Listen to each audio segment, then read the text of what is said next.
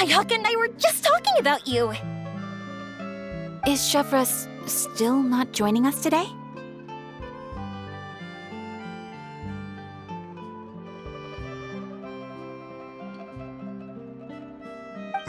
Probably not. We haven't seen her either. Huh? That's such a pity. Director Farina said that we've only got a few small scenes left before wrapping up the entire thing. She even said that she'll get me into a couple scenes, so everyone will have a chance to shine in front of the camera. We were also planning on having a victory feast once we're all finished filming. You can join us, right? If only Chevros was here. I still haven't taken a photo with her. I'm afraid that can't be helped. Those special patrol folks are like phantoms when they've got a case on their hands. But to be honest, I'm even more concerned by what I read in the Steambird earlier this morning. It said that the killer in the murder case was none other than the author of the 2 Musketeers. Oh yeah, I heard about that too. He came forward and confessed his crimes, but gave no explanation as to why he pulled the trigger. We didn't know about this case at all when we joined the film. Is it going to affect the reception of our work? From a pure publicity standpoint, this will draw a lot more attention to our film. I have to say, though, that no director can be perfectly comfortable with garnering attention through means other than artistic skill. To be fair, I feel like that ship sailed the moment you allowed yourself to be named as the director on our posters. It's not my fault that I'm super popular. What was that saying again? My popularity has, Sunk to an all-time low? spread to the 4 corners of Teyvat.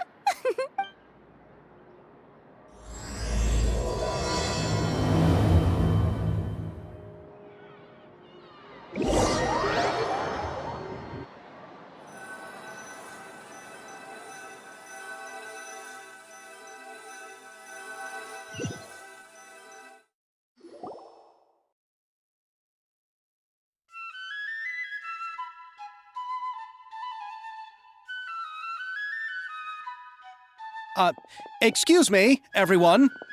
Xavier! Feels like it's been ages since we last saw you. I've been talking nonstop with the Film Association, and I'm absolutely swamped trying to coordinate the film's marketing. So forgive me for not being around more often, but please believe me when I say that I will make sure everyone's hard work gets the exposure it deserves. Oh, seems like you've been fighting your own battles. Yes, that's one way to put it. Oh, and before we begin the final round of filming, please allow me to finally introduce you to the original investor of our film, Mr. Morris. A pleasure to meet you all. Yes, glad to make your acquaintance, Mr. Morris. We've heard about the issues you've encountered with your financial situation, and genuinely hope that things have taken a turn for the better.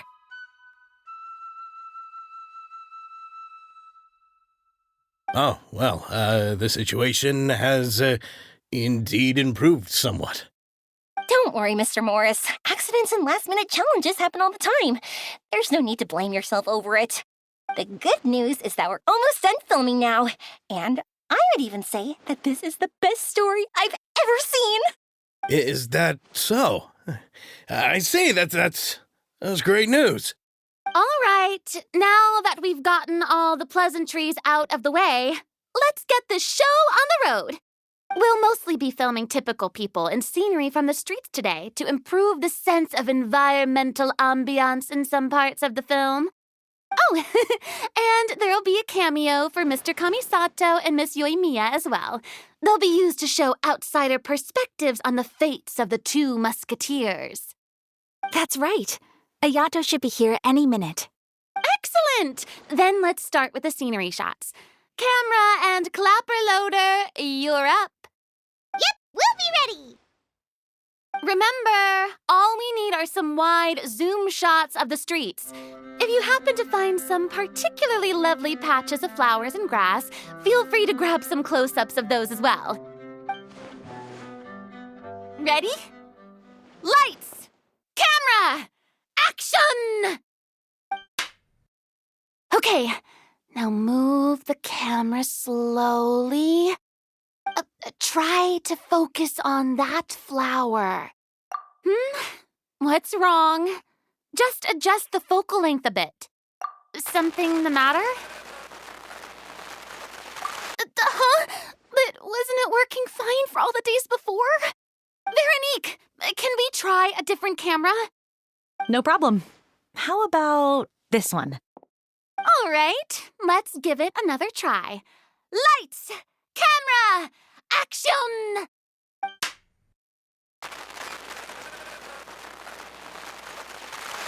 Don't tell me. This one is broken too. Veronique, do we have any other spare ones we can use? I'm afraid we only brought these two today. What? Then go find a workshop to get them repaired right away. Oh, and you too, Bono. Go find our spare camera in the warehouse and bring it back to the set. On it.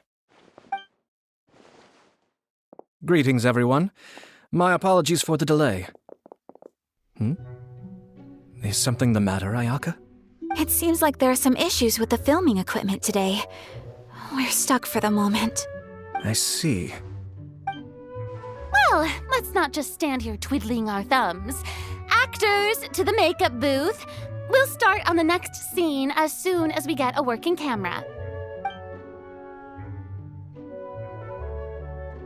The people at the workshop told me that the part which holds the lens in place seemed to have fallen off. That's super strange. It was perfectly fine just yesterday. Well, no time to dwell on that now. Let's get back to filming. Ahem! Quiet on set! Places, everyone! Lights! Camera! Action! By the way, have you heard about that recent murder case? Yes, I have. It seems that they've caused quite the commotion in the city. I heard that the chief of the guards is so mad about not catching the culprit that he's about to explode. Oh? I find that quite hard to imagine, considering how he already looks most days. Director, we have a problem. Oh, we're in the middle of a take! Couldn't you wait until we wrapped up this scene? No, Director, our film, all the finalized film that we've been keeping in the case has disappeared. Oh, wait, well, what did you say? Mr. Bono, please take me to where the film was kept right away. I'm coming too. No, Yoimiya, you have to stay here. Oh. Okay, listen up. Everyone who's not working on this current scene can go with Bono to look for the film. Everyone else, stay put and wrap up the scene. Unbelievable. How could all these problems happen in just one day? We're back. How did it go? Did you find the film? We found it in the sewers. Huh? In the sewers? Is the film still okay? We discovered it just in time, so we should still be able to salvage it. The others are checking now to see if we lost any specific scenes. You scared me for a moment there. I nearly thought we had lost everything. I really don't want to experience that feeling of despair again. Okay, but who could have stolen the film and dumped it there? Could it be, some competitors working on other films? But if they wanted to harass us, why wait until the last day? Okay, we don't have time to really look into it right now. Let's strike while the iron is still hot and wrap this thing up once and for all. Yeah, let's finish it.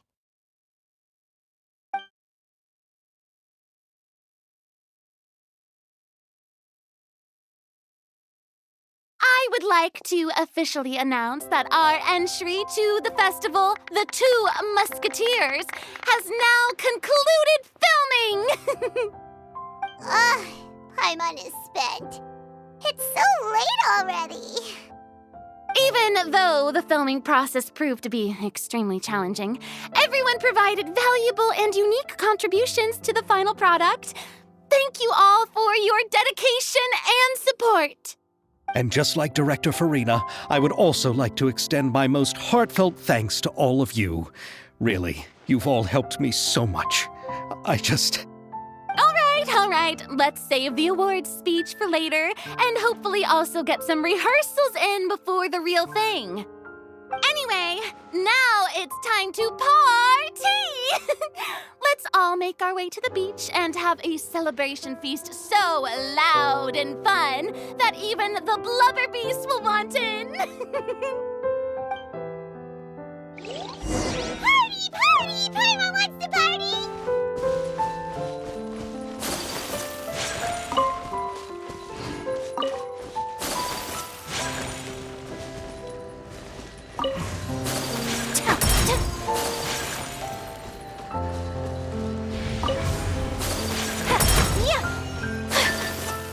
Whoa, this place is hopping. Everyone's finally getting to relax after wrapping up the film. Let's go chat with someone.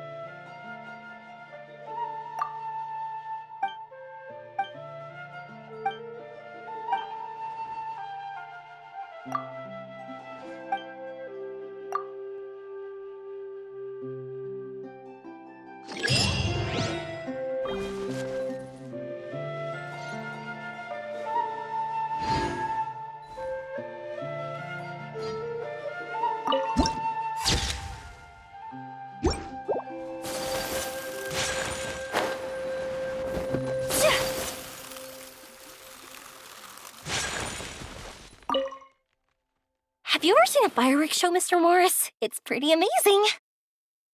I'm afraid I haven't, but I'll take your word for it.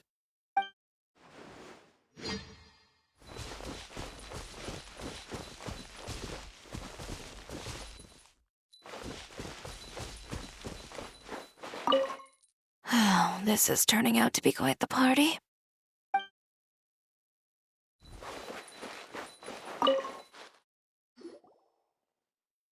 Ayato! How's your work been going?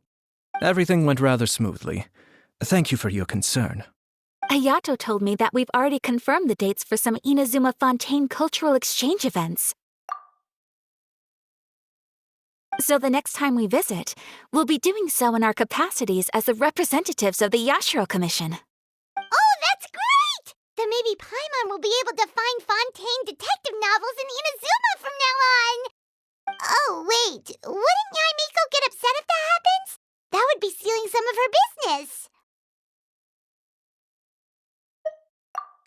You've got a point. She's always complaining that light novels have become bland and too predictable after all. The cultural exchange won't only feature literatures of both nations, of course. We have also made plans for cross-cultural engagements in the fields of gourmet cuisine, toy making, and artisan craftsmanship. Whoa! Paimon's getting super excited now!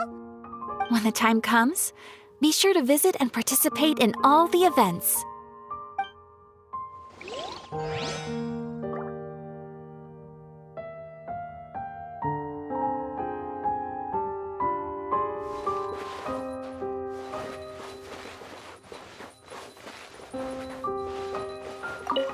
I was thinking, if this film turns out to be a success, could I ask the two of you to stay and be a part of my crew?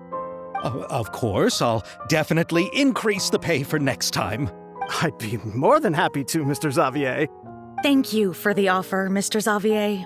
But I've made some plans to go on a journey to the other nations once the festival is over. Is that so? Well, then in that case, bon voyage, Miss Veronique. Please feel free to get in touch once you've returned to Fontaine.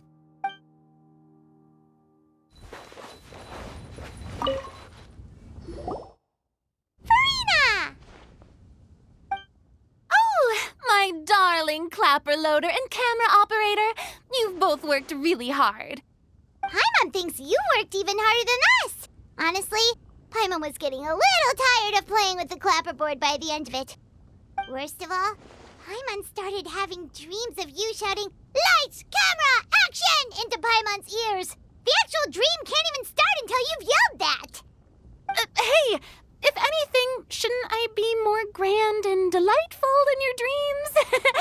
We've been through so much together, and that's how your brain remembers me? That's not Paimon's fault. We've just used the clapperboard too much lately. Anyway, what's most important is that we've wrapped the film. I'm pretty confident that we'll take first prize. Hey, no need to mention the official name. Wait, now that you mention it, if we did win the prize, would Farina just get a statue of herself? Come on, I don't need that kind of attention. Xavier can accept the reward on our behalf. But just imagine! Farina accepting the Farina Award and holding a Farina statue. I'm going back to my dessert now. You all can keep discussing that on your own.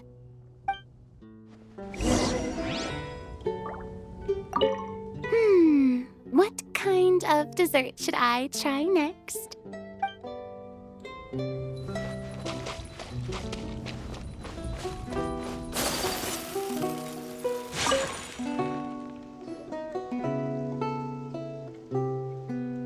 Chiori! Hey, you two. Are you not really into these kinds of big social occasions? Not particularly. But this is still better than Fontaine Fashion Week.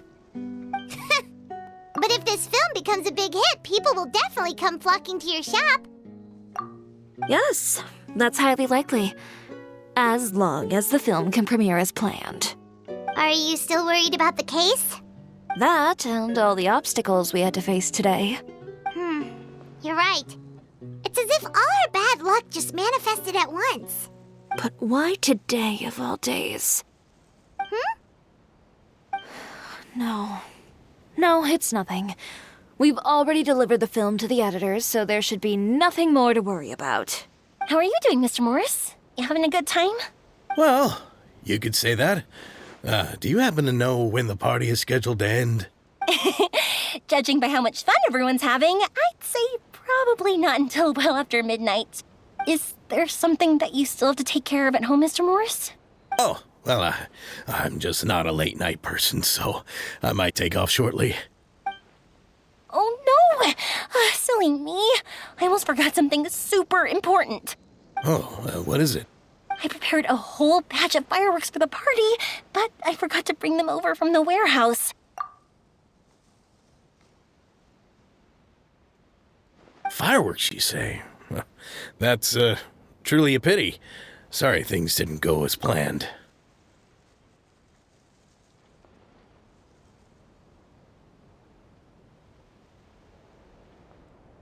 Could you help me carry them over, Mr. Morris? I won't be able to fetch all of them by myself. Me? Are you sure that you can't find anyone else? I just wanted to make this a surprise for everyone. The warehouse isn't far from here. We'll be there in no time. Pretty please, Mr. Morris. These are some of the best fireworks I've ever made. So I also want you to see them before you leave. They're stunning. I promise that they'll be a once-in-a-lifetime experience that you'll never forget. But... It's okay. Just come with me. If we're sneaky enough, nobody else will see us leaving. All right. The warehouse is right over here. I moved the fireworks there in advance, so it shouldn't be too much work bringing them back. It's still a ways away from the party. Sorry about that, Mr. Morris. It's probably because I'm used to carrying fireworks all the time, so it doesn't feel like a lot of work to me.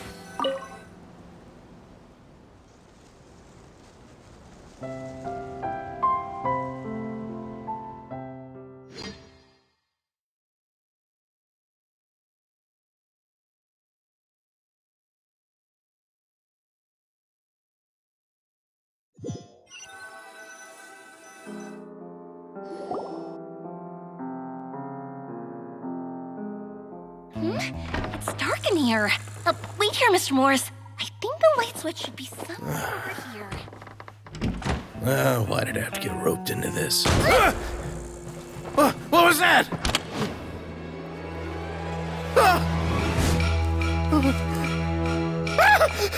Who's there? Get me out! Get me out of here! Did you really think you'd get away, Morris?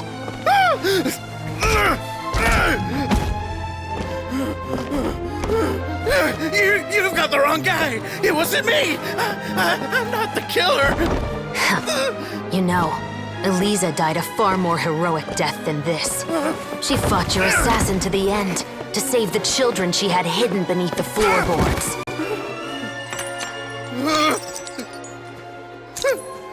That is Eliza's pendant, the one with a photo of you two inside. The one you gave her. Ring any bells? It's a fake! It has to be! There's no way! No way your assassin didn't destroy it, you mean?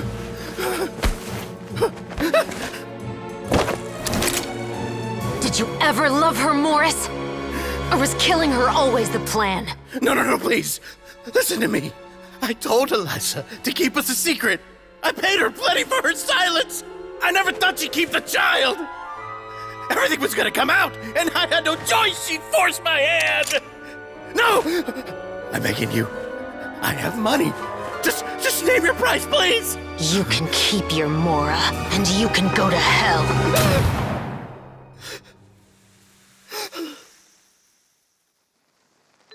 I'm Captain Shovraz of the Special Patrol.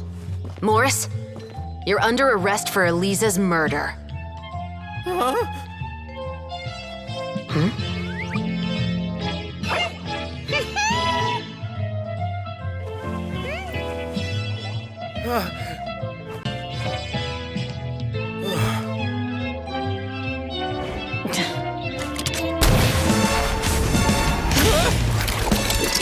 You're under arrest too, prop manager Veronique.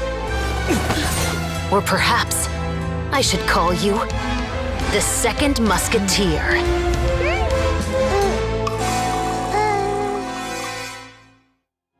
Wait, what's going on? This wasn't in the script. Drop the gun, Veronique. Why? Why would you keep me from exacting revenge on this heartless monster? Drop your weapon. This is my final warning.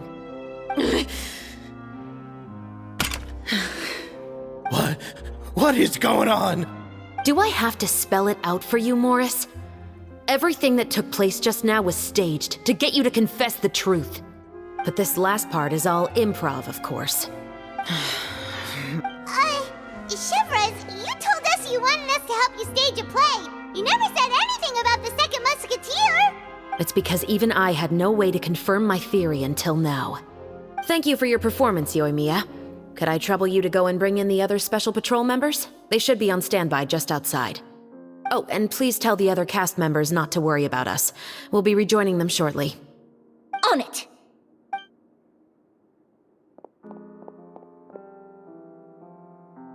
So what do you think, Morris? Care to talk about what happened 20 years ago? My patience is limited, you know. Don't force me to take you back to the interrogation room. I'd wager that you wouldn't last for more than a minute in there. With the recording we made, you have no chance of winning in court. Cooperating with us now is the most practical move. All right. I'll talk. I hired an assassin to murder Eliza. She once worked as a maid on my family's estate. She was very beautiful, and after some time I fell for her. We kept our relationship a secret and carried out an affair for some time, but it wasn't long before she became pregnant.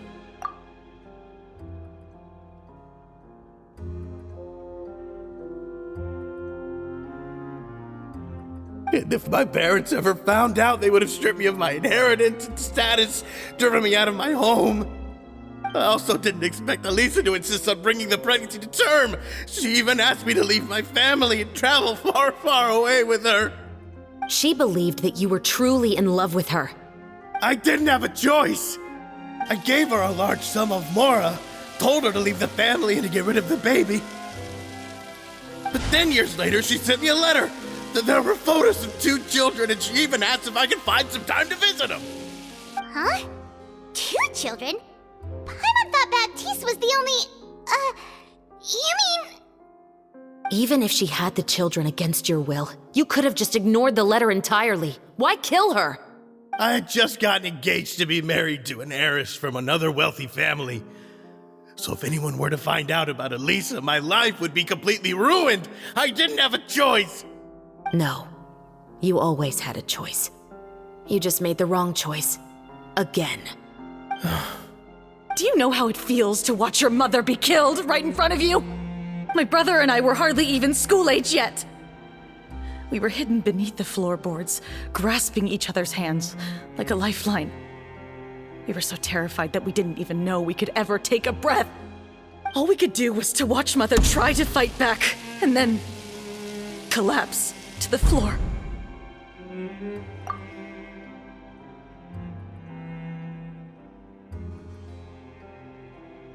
Even after the assassin left, we were still too terrified to leave our hiding spot. We thought that he might come back. It was only until the next evening when we finally climbed out and gathered around our mother.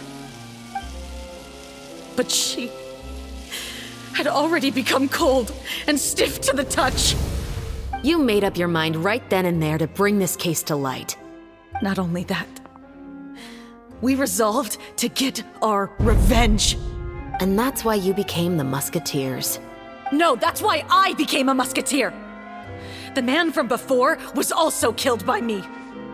My brother had nothing to do with it. I figured as much. You did? I once told these two that he didn't look like a killer to me. His confession from that night also rubbed me the wrong way. I think what really tipped me off was, how could I not feel a sense of regret in him? Huh? He confessed faster than any criminal I've ever met, but he didn't say a single word about you. He insisted that he was the sole perpetrator in the case. But after the questioning ended, I disassembled the musket we dug up from his backyard, put it in front of him, and told him to reassemble it. Wanna guess how far he got? He had no idea where to even start. He's never touched a gun in his life.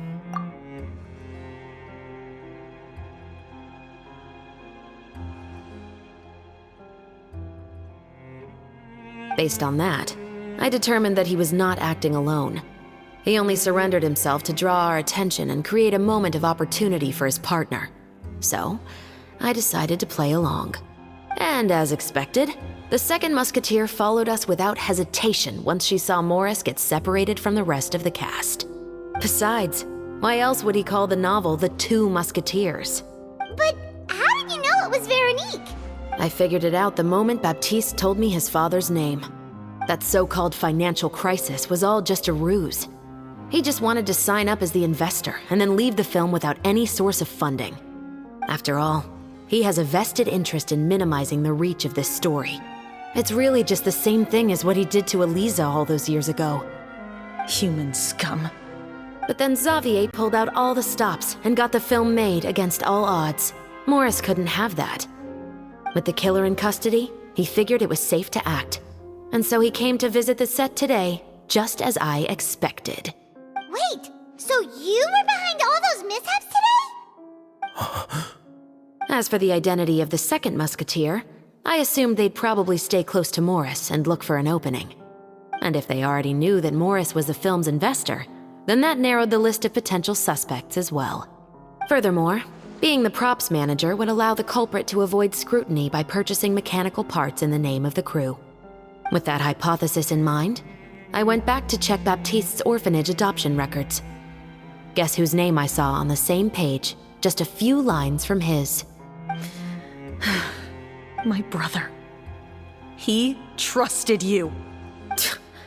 As in, he trusted me to perform the deed on his behalf? He trusted you to stand on the side of justice. I am. I thought you could do it as well. Oh, the look on your face when you told him to go to hell. I really thought you'd put a bullet in his brain. You know what he has done. Are you telling me that you'd rather see him spend the rest of his life living like a king in the fortress of Meripede? I will never be able to forget the feeling of my mother's cold, lifeless hands. And you would call this ending fair? Is this what you call justice? I won't lie, Veronique. I did hesitate when your brother first told me about the truth. I wondered. I agonized over whether I should really put a bullet in his head. So why don't you? Because that should never be how justice is carried out in this world. Perhaps, to you, justice is simply reciprocated. An eye for an eye, and a life for a life. But everyone has their own understanding of justice. If everyone were to pursue their own definition of it, there would be no more order in this world. Today, you'll kill Morris, and tomorrow, his children may come for you. The world cannot render judgments based on a desire for revenge. That will only lead to a cycle of revenge, as well as the destruction of order and civilized society. Fontaine is founded on a set of laws and a standardized code of justice. That is why we are the nation of justice. But with all that said, I will promise you this. Morris will not lead a cushy life in the fortress of Meripede. Chevreuse, the rest of the Special Patrol is here. Thank you so much, Yoimiya. Letelier, Terena, please take them away.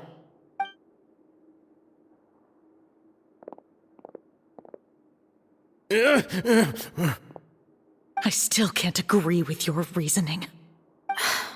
I know. Justice has not been delivered. At least, not today.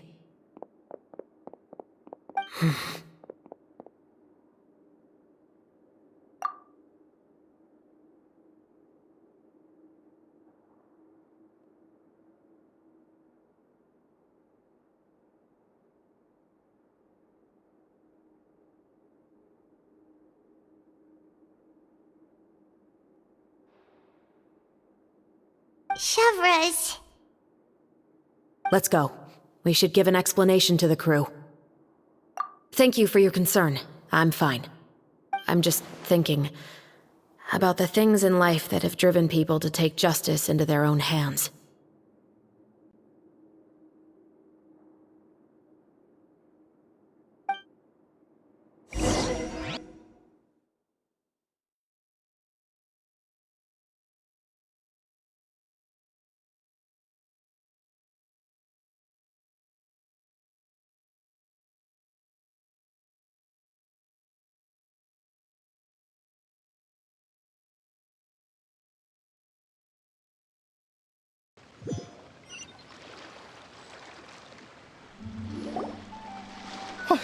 Who would have thought Morris would turn out to be... I'm at a loss of words. How could he have done something like this? I'm just glad that you're all safe and sound. Who knew that such a labyrinth of cases would be behind this story? Well, what should we do now? We have a finished film, of course, but should we still go ahead with the premiere? What do you mean? Shouldn't you be even more motivated to spread the word now that you've learned the truth? Chiori is right. I'd also like more people to see this story for themselves. But the real ending of the story seems to have deviated somewhat from the one in the script. Is that still acceptable to you, Miss Chevreuse? The call is yours. We still have time to reshoot an ending if that's what you'd like. No, it's fine as is. I like what we have for the catharsis. Romanticism is what gives works of art their appeal. Fiction is able to explore means of restitution that could never work in real life. Just like the real world, the world of stories also has its own set of rules and justice. Sounds good to me. I support your decision. What about Veronique? Will she be okay? She will soon face her judgment alongside her brother and Morris. If I had to guess, they'll probably all be sent to the fortress of Meripede. I'll make sure to give Risley a heads up about it. Oh, you mean that kind of heads up? Exactly. Ahem. All right, then the matter's settled. Now that everything's been taken care of, there's no reason for us to keep looking all gloomy and grumpy. Let's get back to the feast and enjoy each other's company. We'll be starting the post-production process tomorrow. You should join us, Chevres. You missed the first few hours of the party, didn't you? All right. Count me in. Then I'll wait for you over there. There's still some good news that I'd like to share with Chevres. Traveler, Paimon, could you wait for me by the sea after the party ends? I'd like to go on a brief walk with the two of you. Thank you very much.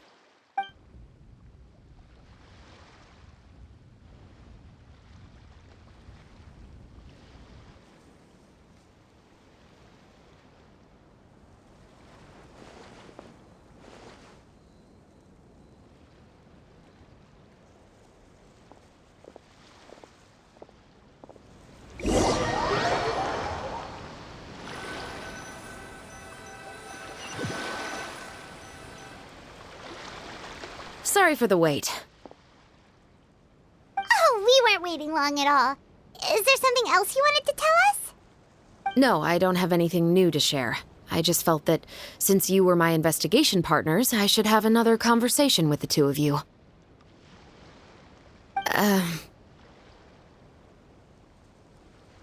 Traveler, how would you have responded to Baptiste's request if you were in my shoes?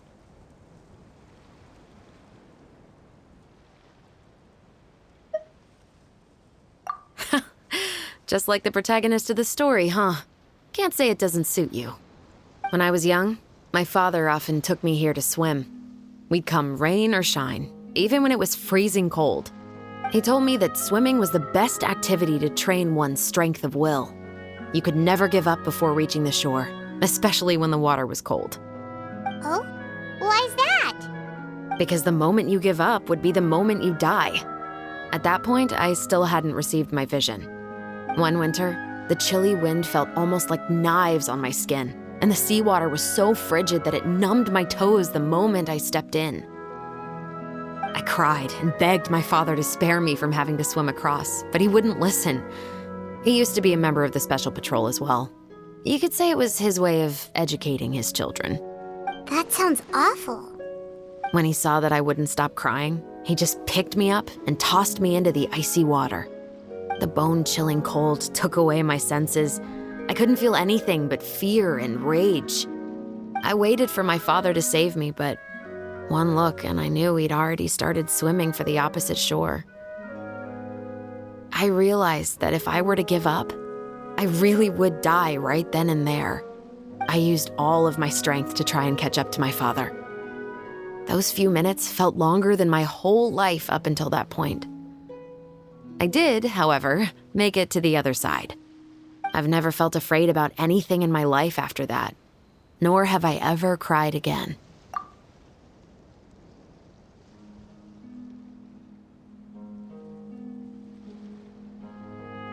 That way of teaching would have never worked on Paimon. Yeah, I don't think that was the right method for anyone. It's just that, working now as I am in the pursuit of justice, I still sometimes feel like I've been tossed into that winter sea all over again. The anger and the helplessness. Chevres. But the worse I feel, the more I know to never give up. The alternative would be to forever lose myself among the waves. Anyway, how about a race? Neither of us will drown, but we can still see who swims faster. You guys go ahead. Paimon will grab the clapperboard to mark the start of the race.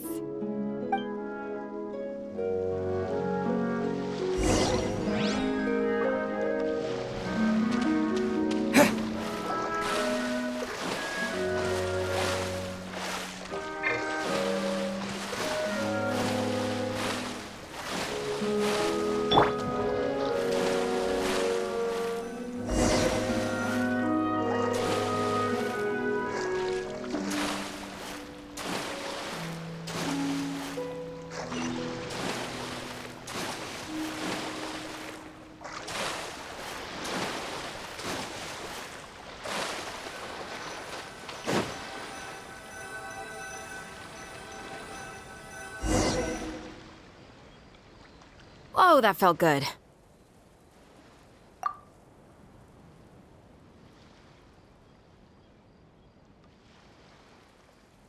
You were so fast in the water, Chevros. You were swimming even faster than Paimon can fly. So, about the Special Patrol, did you join because of your dad? Partly, but I'd say I was more inspired by the heroes I read about in stories growing up. Oh, so it's due to your love of stories. Of course, it was only after I joined the Special Patrol that I learned that truth is often stranger than fiction.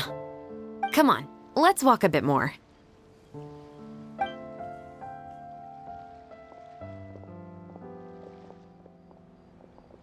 To be honest, I do sometimes question whether the decisions I make are the right ones. But I know that no matter what, I must keep swimming. Because the only thing I've got my eyes on is the shore in the distance.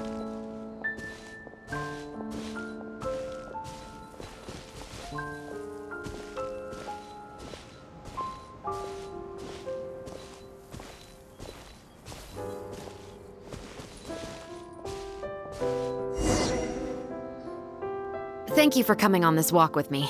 I feel a lot better after getting all that off my chest. Huh. We're nearly back at Baptiste's house. Huh, you're right. I didn't realize we were so close. He really did plant a lot of flowers. It's just like how he described it in the story. Huh? Wait. Paimon, Traveler, look! The rainbow roses in the garden. They're in full bloom now.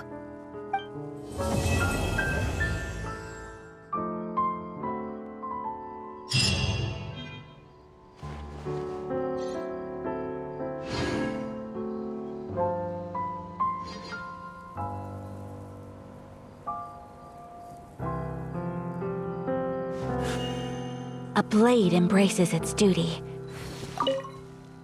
Even though it's a bit late, I must thank you for investigating this case with me.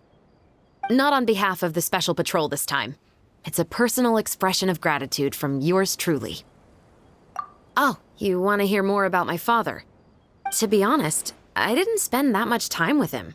He was always busy with the Special Patrol, so he would often return home really late at night. Some nights, he didn't come home at all.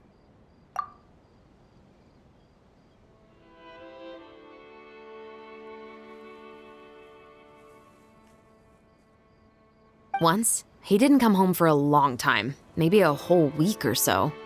When I went out to buy food, I learned that he had become a criminal, and by extension, that made me a criminal's daughter. But we can talk about that another day.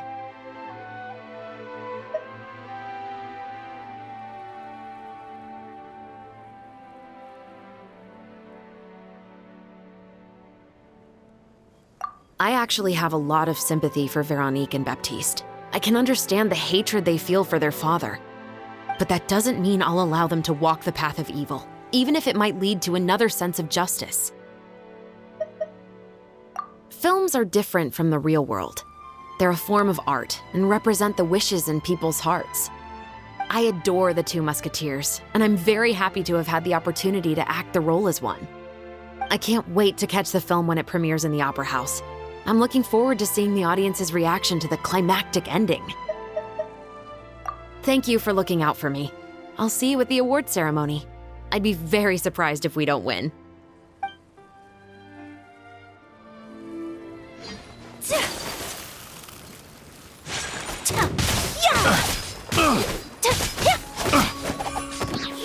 Have a little taste! Suffocate!